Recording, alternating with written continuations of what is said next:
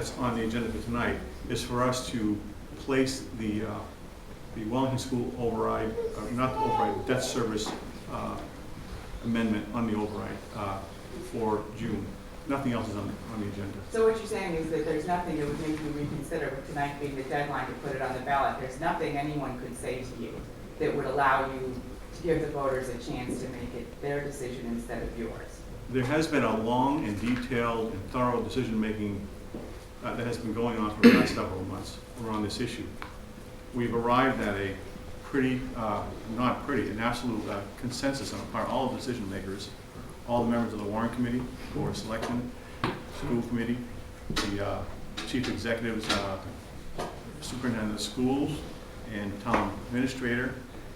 All of us have decided, after many hours of intense discussion and analysis of the budget, and also an analysis of the economic and political conditions in the community right now, that we feel collectively, all of us, that it would be in the best interest of the community of Belmont for us to forego an operating expense override for this year. And that's our decision. You have a right to an answer. I've given you an answer. This is not the right place and time now to get into another prolonged debate about that. That has been debated thoroughly Well, in there's many still places. money in free cash, so you can decide that you don't want to reinstate it on the ballot, even though in January everybody was for it, and it wasn't until the economy started to turn around. And now the economy's coming back. If we had another 2 weeks, you might decide to do this. But there is over $1 million in free cash. That decision was also made. There was a unanimous vote on the part of the Board of Selectmen about a month ago to only use $800,000 of the free cash.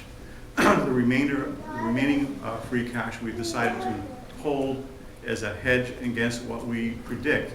And what all the analysts are doing is predicting that there's going to be at least a $1.5 billion shortfall of funds coming out of the state next year.